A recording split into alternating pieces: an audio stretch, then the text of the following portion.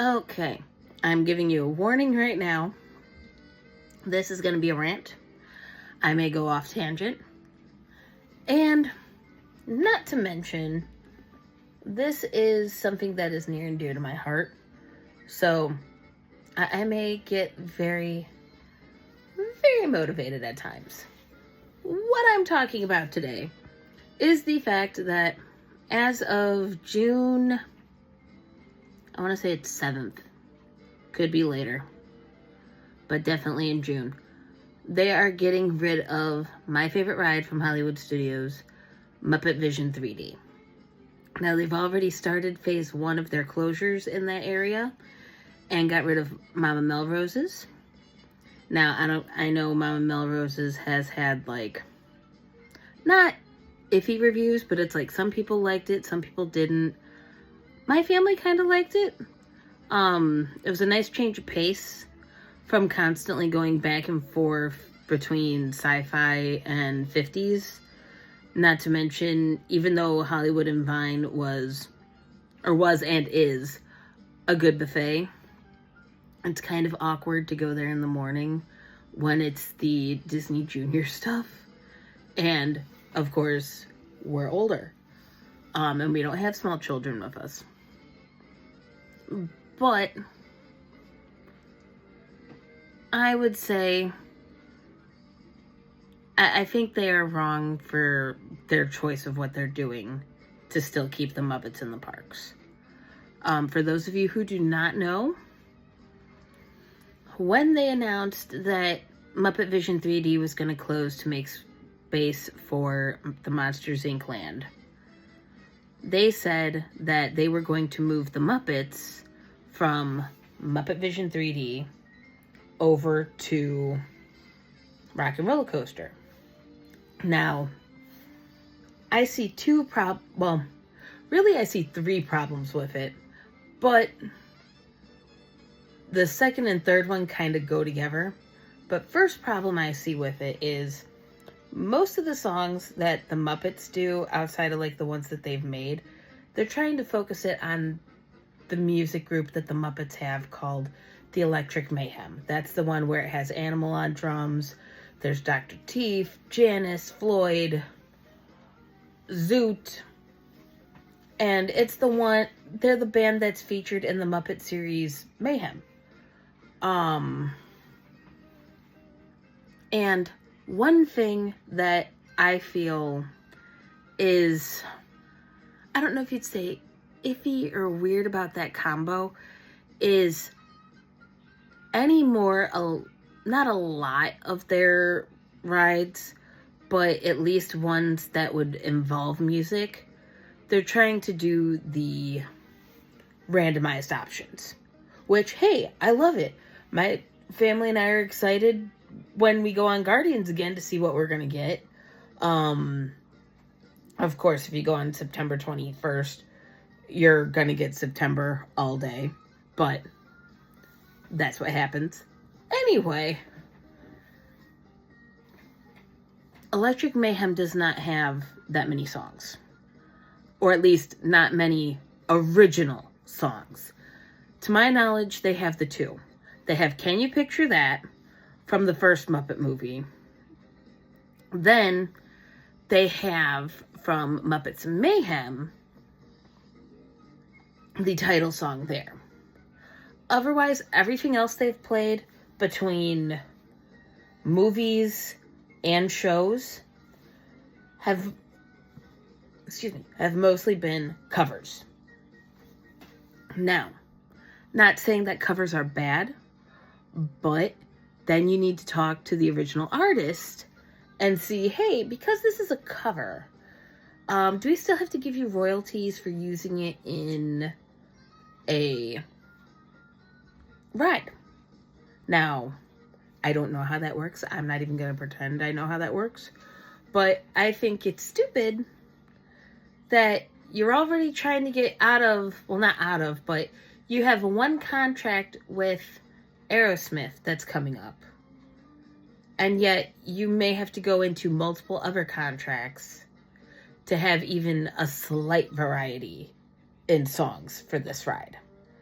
Now, personally, I would not use Muppets for that. Because just sticking to my first thing, if it involves music selection, some people said for Rock and Roller Coaster, why don't you use Powerline, which is the artist in a Goofy movie that Max is trying to see. And he's got 2 good songs. And it would give the guy who they originally had another chance to actually do more with that. And he's got a good voice. I've seen some of his TikToks. But I would say if you want something that you already have the rights to their music library, and let's face it, they're getting another season on Disney Plus, or not even on Disney Plus, it's going to be on Disney Channel. Phineas and Ferb.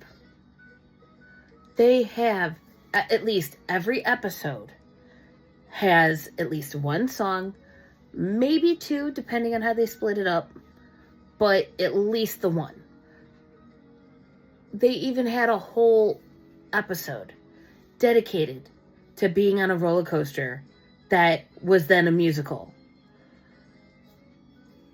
And I just feel you have that whole music library that would actually translate well. And you're just going to be like, no, we're going to put Muppets there. Because why not? Now, another thing too is there are people out there, both, and this is where it gets in the thing 2 and 3 of why this is kind of a stupid move. There are people out there who do not like roller coasters, or they do, but because of whatever thing, they cannot go on it. It could be heart issue. It could be, depending on some of the effects or how the G-forces from these roller coasters would affect them. But they either can't go on roller coasters because of some form of physical thing, or they just don't like it. I fall under the category of I tolerate roller coasters. They are not my first ride of choice. I would much rather like dark rides, log rides, simulator rides over roller coasters any day. But I do like some. I've been on the Guardians of the Galaxy one. I always like going on Big Thunder Mountain. And recently I have liked going on Expedition Everest. Now, with the ones I named, you're probably like, well, why wouldn't you want to go on a roller coaster then for the Muppets? It's still the fact that this is supposedly, because it doesn't sound like they're changing much.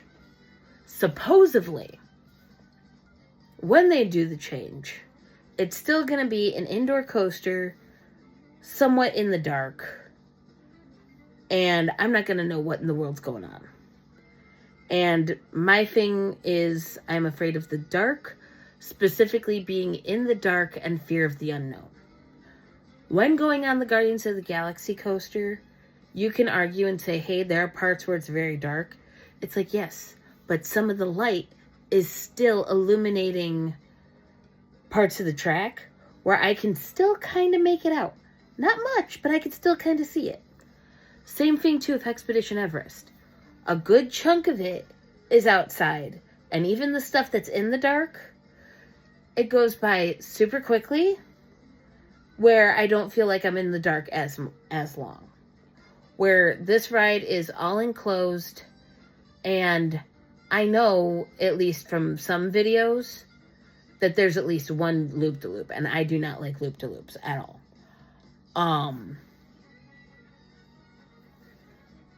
And I feel too, when you look at like I said, when you look at Hollywood studios, when Disney is known for being family-oriented, Not saying that Universal or Knott's Berry Farm isn't, but especially when Disney has a bigger image to uphold of being family friendly, it gets a little weird to see that so many rides are ones that have a height requirement. So if it's just you, hubby, and baby, you're not going on the lot. And that will suck. At least when you go to Hollywood Studios. Because only things now that do not have some form of a height requirement are the Little Mermaid show that's just opening up, the Disney Junior stuff that's always getting redone every couple of years, and now the Villain show, and Beauty and the Beast, and Fantasmic. Now, maybe you could still kind of get on Mickey and Minnie's Runaway Railway with the baby, but you're not going on Toy Story Mania. You're not. You may be pushing it with Alien Swirling Saucers. And there's Vacation Fun. And, of course, the Frozen Sing-Along. But most of the things that you're seeing... Oh, and the Indiana Jones Stunt Show. But again, most things that you're seeing are that. Shows. You're not going to be going on a lot of rides with a baby in Hollywood Studios. And I feel like with the Muppets, there is a wider range of ages for who likes them. Because you're going to get some adults, but you're also going to get a good chunk of kids. And not all kids like roller coasters. Or are tall enough to go on roller coasters. And not to mention, for the Monsters Inc. land, you are putting it at the opposite end of all of your other Pixar stuff. Whoever okayed that was a moron.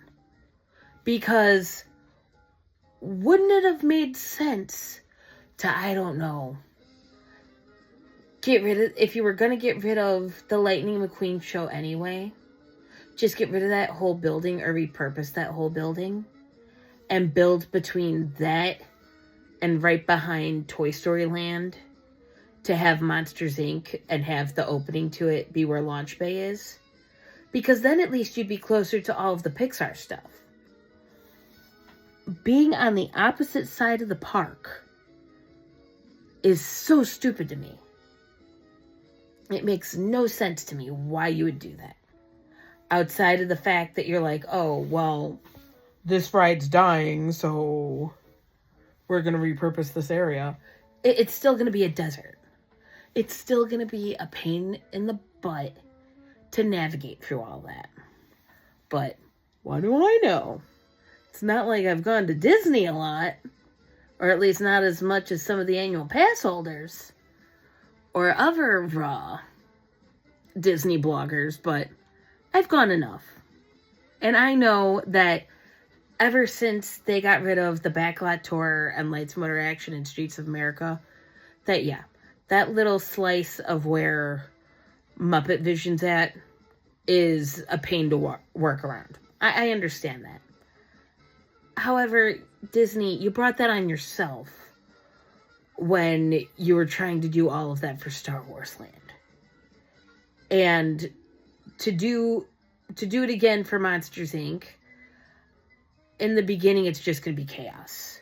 Because you're going to have so many people in one section of the park when that opens.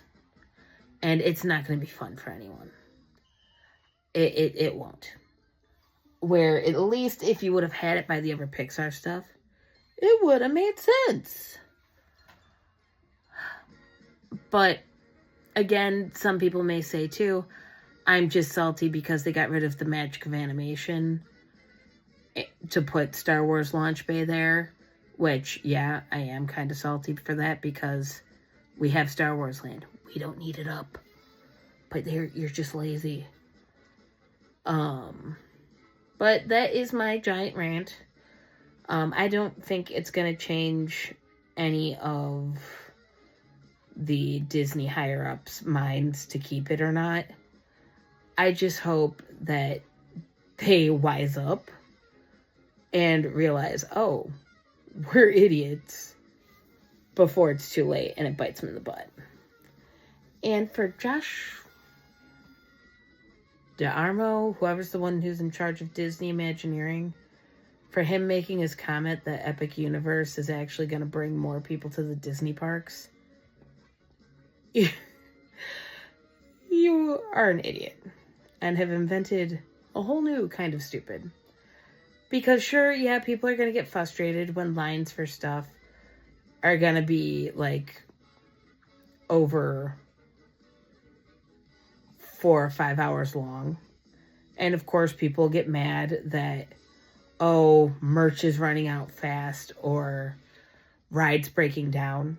But that is why they took like almost 2 months to do tests. And they made sure everything was working right. Not to mention, I've seen the videos. Those rides are freaking awesome. Not to mention some of the walk around characters and stuff. But that is a whole other rant for a different day. If you've made it this long through my rant, thank you. I greatly appreciate it. If you're wondering what the music is, that is actually Muppet Vision 3D area music. I just looked it up on YouTube. It's by Ambient Goofball. I love it. They're ones that I usually use for like music like this, where it's just an area loop of whatever music's being played. But hopefully you're not like me who can't go see Muppet Vision one last time before it closes and you're able to go. If not, there are still videos out there that show it. And I heard that Disney is planning to record it. I don't know if they're just leaving that recording in their archives or if they're going to put it on Disney Plus. I would want them to put it on Disney Plus just so then people can see it. Especially if you have people who have seen it in the past, but they know their kid's not going to get a chance to see it anytime soon. But that is all I got to say on the matter. Thank you for sticking with this video. I may have other rant styles like this later on, who knows, because I have a lot of opinions on certain theme park things and just things that I'd like to nerd out about, because I could do a video for hours on all the cool stuff that I've seen on the videos for Epic Universe. Anyway, so long, and hope you enjoyed the show.